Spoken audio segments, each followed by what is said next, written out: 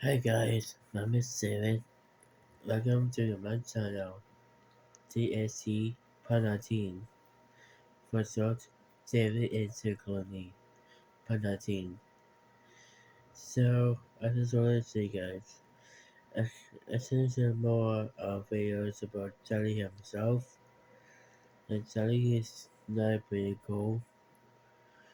So, I like Charlie most popular by the channel because with uh, and the worst part is 92 92% YouTubers usually subscribe to Jelly is whatever.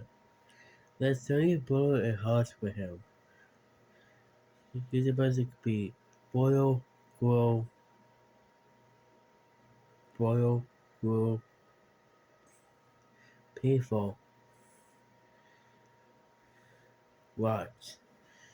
It wasn't painful watch, okay? It wasn't so painful. So yeah, let's go to weird thing about this because the boil 92% decline for Jelly. And one more thing about accident way before the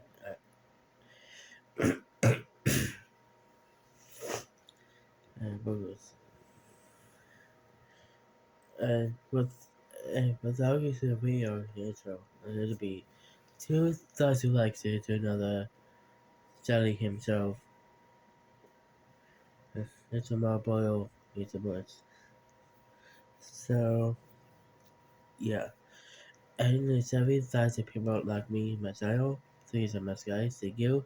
So today was gonna be a video about Charlie himself. So yeah, my name was on and let's get to the video of Charlie himself. So yeah, like a start I guess. So yeah, 3, 2, 1, and go! How did Jelly lose 92% of his audience in only 2 years? Did the content become repetitive, boring, and unremarkable? Did he become too focused on unimportant things outside of YouTube? Or was his decline the direct result of Jelly's highly successful trio eventually coming to an end? We're going to provide a step-by-step explanation for why Jelly's channel hasn't been doing so well, which is most easily understood if we discuss how he became successful in the first place. When Jelly created his first video on the 3rd of June 2014, he had already been making videos for around What 3 was years about on time 2 ago, prior Charlie? channels, and as a result he had already built up some fairly significant skills. For example, Jelly clearly understood the basics of branding, with almost every thumbnail featuring a clear element of green, which also helped Jelly to release his first line of merch only 3 months after beginning the channel. However, the point at which things began to get serious was when Jelly became 1/3 of what came to be known as the Robust Trio. In the beginning of the group, the only two significant members were Jelly and Quebblecop, who had already created a couple of viral uploads. It's me and Jelly, and we are playing like this is crazy viral video. 14 million views. Quebblecop then explained that he and Jelly realized that they Oh, could go other viral show? by simply having a fun time together, which became significantly easier after the two announced that they were moving into a house together. Me and Jordy are checking out a place. This is the place where me and Jordy are hopefully gonna live. And while Jelly and Quebblecop were already getting insane views as a duo, it would be after adding a third member that things began to get crazy.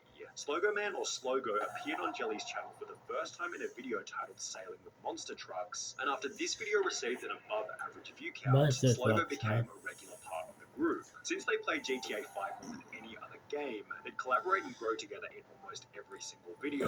With Josh there was a much better chemistry. Jordy is always the one who's probably the best at the game. Josh is always the annoying one, and I'm always the one that rage quits. And I feel like that's a good chemistry. It works very well. Which resulted in Jelly reaching 1 million subscribers only 12 months after creating his channel. God, I saw it! I saw it, baby! Meanwhile, Jelly, Quebblecop, and Slogo were becoming That's closer like and I closer said for friends 100 every single million. day. And in the I meantime, said just having 100 banter, just roasting each subscribers. other, and we were very close friends. Like, we spoke to each other every day, you know, we were there for each other every day. We knew everything about each other. It was just so much flipping fun. With the fun nature of the content helping them to innovate into making real-life videos. We can do videos together in real life, and people like that even more. This one has 23.5 million views. As mentioned by Quebblecop, some of their real-life videos performed unbelievably well, such as this simple 5-minute Q&A on Slogo's channel, which to this day has received over 17 million views. Over on Jelly's channel, almost every vlog he'd post was equally popular, and as a result, Jelly passed 5 million subscribers only a year after hitting 1 million. By 2019, Jelly was gaining well over 200 million views every single month, helping him to Oh, receive his Diamond Play button and purchase a good for you, $6.5 then. million property in Monaco. However, while it was clear that Jelly was in a better spot than ever, 2019 would also mark the point at which the robust trio began to fall apart.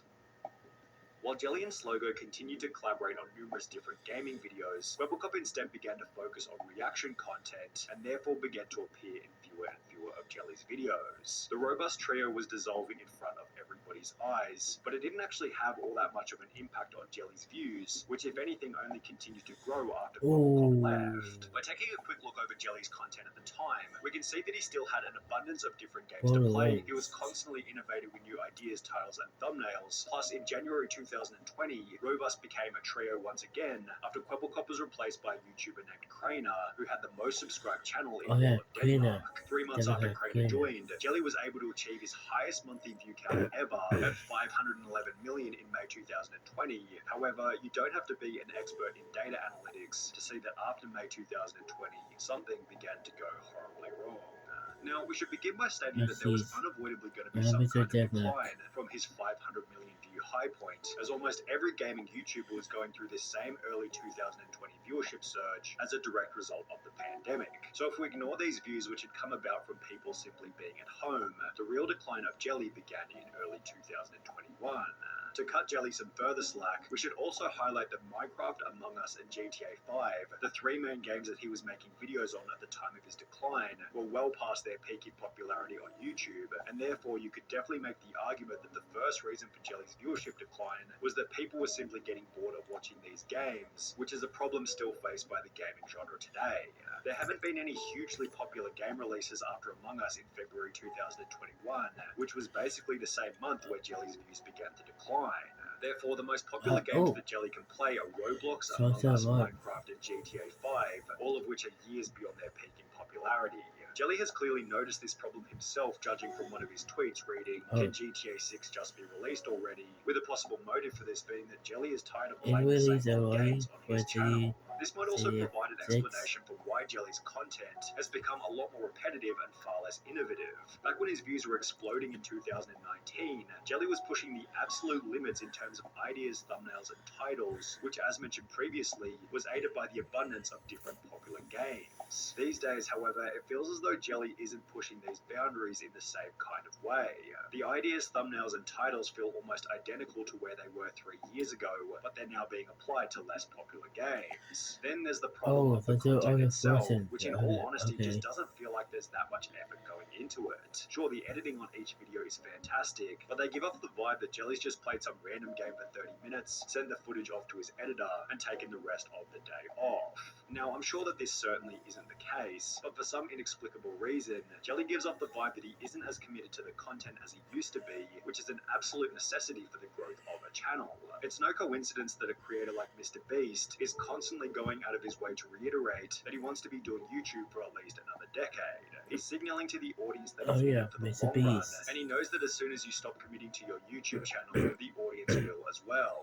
Meanwhile, Jelly does the opposite to this by stating that he sees his own channel as being dead. I'm not on this list. Where on this list do I belong? I consider myself pretty dead. Hey, I consider myself to be in the dead category as well, alright? I'll tell you what you He says and to dead, make things man. even harder for himself, Jelly makes it very obvious that he's distracted by unnecessary things from outside of his channel. Now, we're going to make a point that's somewhat similar to the one made in the Kwebbelkop video, being the foolishness behind sharing a luxury lifestyle to social media, although we're going to approach it from a slightly different angle, because if anything, it's worse in the case of Jelly, as he's so obviously distracted by ego-related purchases. In early 2021, during the same time period where his views began to decline rapidly, Jelly announced that he'd purchased a $10 million boat. At the start of this summer, I actually ended up buying myself a nice boat. In the very same video, Jelly explains that he's also purchased a green Lamborghini Huracan. I also bought a Lamborghini to go with his already existing Lamborghini Urus. And in September 2022, Jelly posted another video explaining that he's bought an abandoned mansion,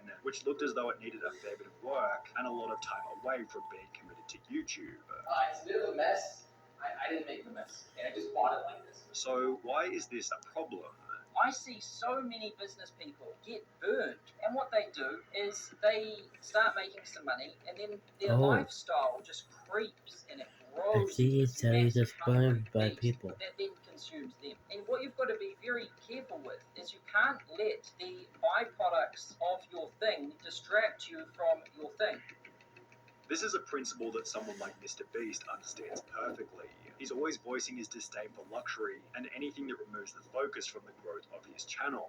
On the other end of the spectrum, you have someone like Jelly, who seems to be searching for distractions, and it's clearly having an impact on his ability to produce top quality content. For example, in July 2022, Jelly uploaded a video titled "This Isn't Working Out," in which he'd explained that after many years, he was no longer able to produce 2 videos per day, and was instead going to start releasing just one.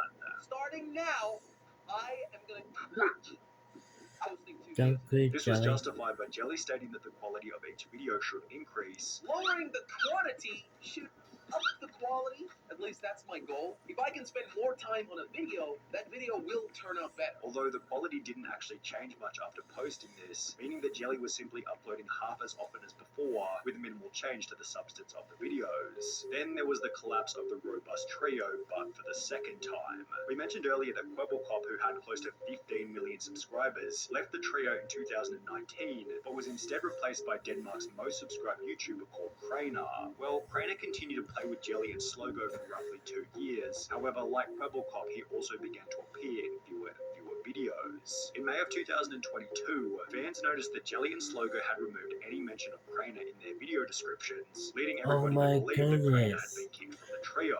Well, 4 months later, Craner would take to his YouTube community tab to make the following announcement. Too many theories out there about why I'm not recording with the guys anymore, and I thought although I always like to keep private, why not just address it so people don't get the wrong idea. Jelly and Josh are great people and I wish them the best. Last year and also somewhat into 2022 was the toughest time I've gone through. I lost my dad, came out of a long relationship with my ex-wife around the same time too. As most of you know, this resulted in me not recording for weeks How or a is it month at a that, time. Peter? The guys were very understanding and sweet. However, no drama happened. I didn't use them to garner attention then leave. And for people saying I just use them for views, wouldn't it make a lot more sense to stay recording with 2 of the biggest creators on the platform? I think so. I wanted to change and I wanted to do my own thing for once. This post not only confirmed the end of the trio, which had made Jelly so successful in the first place, but it also felt like the death of innovation and authenticity on Jelly's channel. The Robust Trio represented a time when Jelly seemed passionate about making videos, as is highlighted in old comments such as, "I enjoyed it more when they were actually having fun, instead of just acting for family friendly." However, while this comment represents the tragic decline of a much-loved content creator, it simultaneously shows just how much of an impact these 3 legends had on the content creation sphere and the lives of millions. True, true, true. Okay, this is for Jelly himself. The below 92% decline of Jelly. So, yeah. Some of that. So, yeah. Alright, guys, that's it.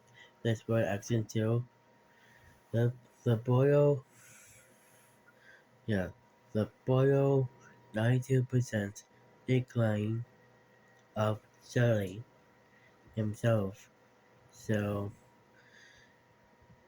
I just say I enjoy this one. Sometimes cup of this too. I mean both Jelly and cup of coffee both sci-fi videos as being not interested. So I think about Jelly was interesting people. And you say it Mr. Beast. Yeah, but I'm not talking I'm not talking I'm not talking to it. I'm not talking I'm not just I'm not talking about all these birds are burned by people. I'm just telling you to do this. He's a nice guy after all. And there might Jelly match with Steel with Whiplash. Or some of that. Alright guys, that's it. So this active video will be called I'm gonna do more and more jelly videos of this. And let's go after him. I did subscribe to Jelly. And to 23.3 million subscribers. And keep a good work, Jelly. So yeah, thanks for watching guys and so smack a like button, subscribe, and notification bell too, and some of my videos. So yeah, bye guys, bye.